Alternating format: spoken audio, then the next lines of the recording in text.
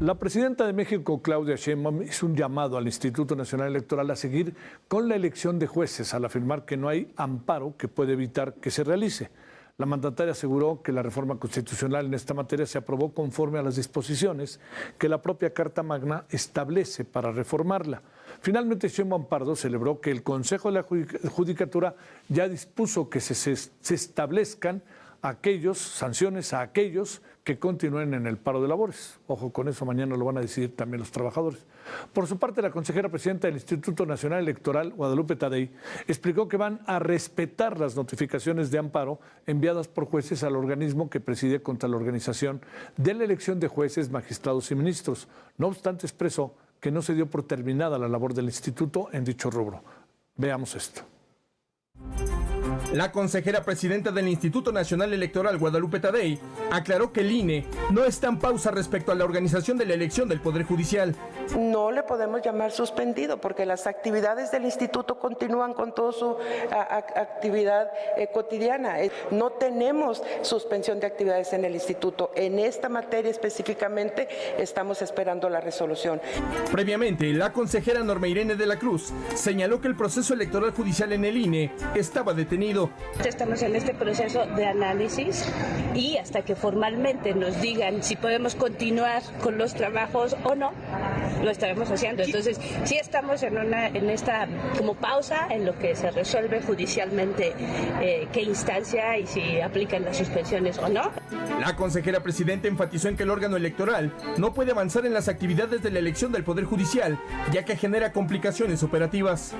Si esto se suspende de manera definitiva, habrá de acatarse, pero en este momento estamos esperando que las resoluciones lleguen y surtan los efectos correspondientes. La toma de decisiones, la toma de acuerdos, la elaboración de reglamentación que también tiene que ser propia, por ejemplo, en materia de fiscalización, y eso lleva tiempo.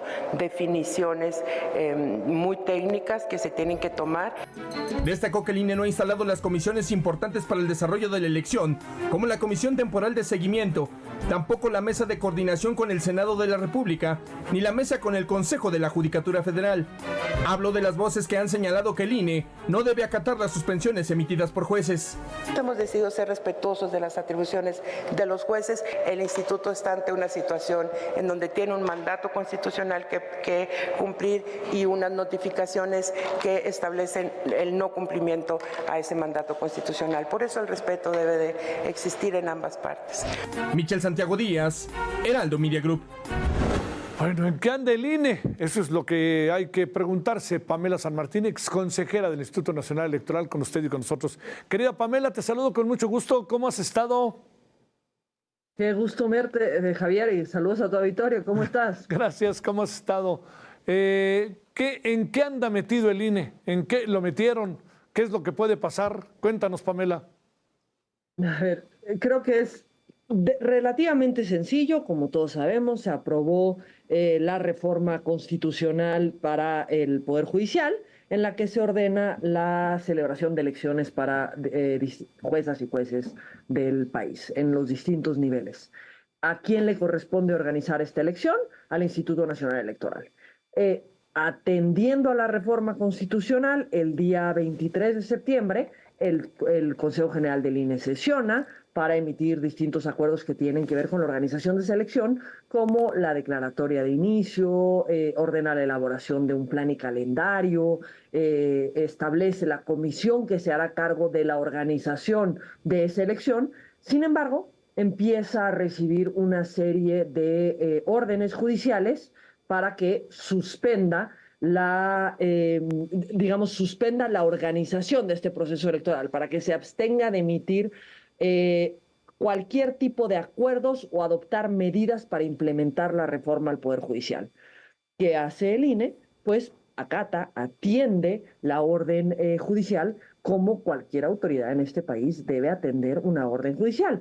Ahora no hay una orden definitiva, hay una suspensión.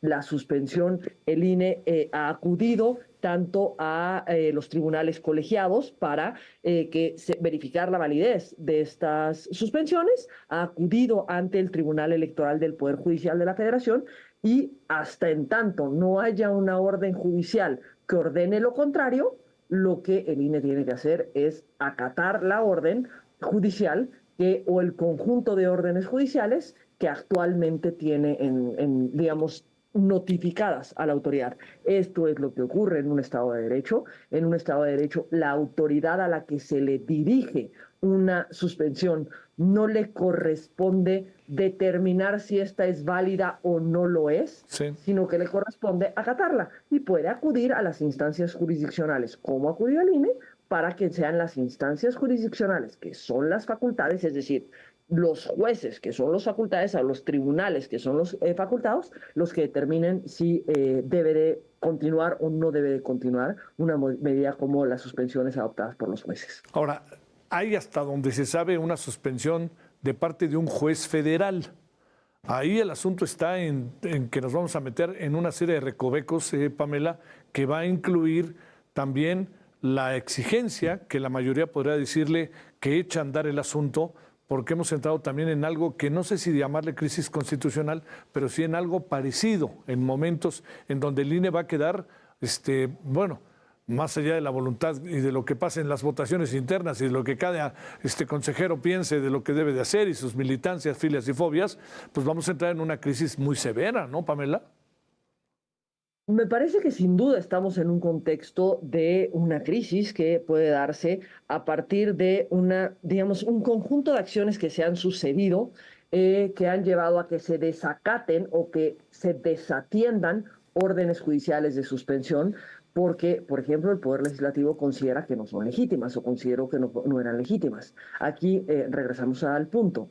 En un Estado de Derecho, cada autoridad tiene facultades. La autoridad jurisdiccional, es decir, los jueces son los que pueden determinar una suspensión de amparo u otorgar un amparo. La Corte puede determinar una acción de inconstitucionalidad o una controversia constitucional. Digamos, hay distintas facultades y las autoridades a las que van dirigidas no les corresponde ser las que determinen si esa orden es válida o no. Claro que existen otras instancias judiciales que pueden revisar esa actuación, precisamente como el conjunto de pesos y contrapesos que tenemos en un Estado de Derecho. ¿Cuál es, en qué situación, en qué contexto estamos en este momento? En el que se cuestiona si los jueces pueden actuar como jueces o pueden cumplir con esa función o no. Me parece que más allá de una discusión de si esta reforma judicial va a lograr sus objetivos o los objetivos que se propone con la misma, que creo que esa es otra discusión en sí misma, lo que tenemos es a un conjunto de jueces emitiendo órdenes y otro conjunto de autoridades que están desatendiendo estas órdenes. Me parece que lo que debe ocurrir es lo que está pasando con el INE. La autoridad que recibe la orden la atiende y si está en desacuerdo acude a la instancia correspondiente para que, digamos, se revise esa orden. Esto es lo que pasa en un Estado de Derecho y es lo que todas y todos tendríamos que exigir que ocurra en un Estado de Derecho, porque si no, lo que tenemos es pues la ley del más fuerte, la ley de la selva, y eso no es lo que nos permitiría avanzar en un contexto democrático en el que tengamos reglas que nos generen certeza.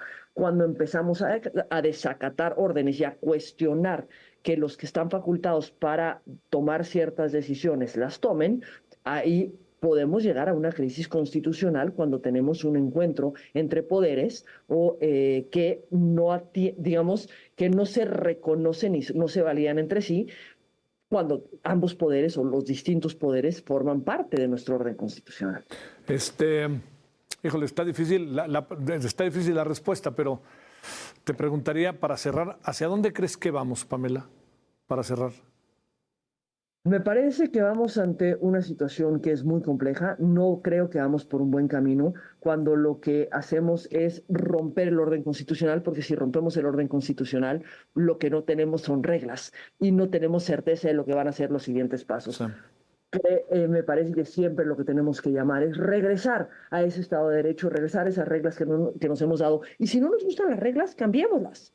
pero no empecemos a desajustarnos a las reglas que tenemos porque no nos gustan. Porque entonces, ¿quién decide cuáles son las reglas válidas? ¿Quién es quien tiene esa facultad? Nos hemos dado una constitución que lo establece hoy. Insisto, no nos gusta, lo podemos modificar, pero hay vías para hacerlo y hay vías para revisar eso que se hace para modificar cuestiones.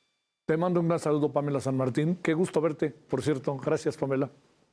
Igualmente, saludos a tu auditorio y cuídate. Gracias.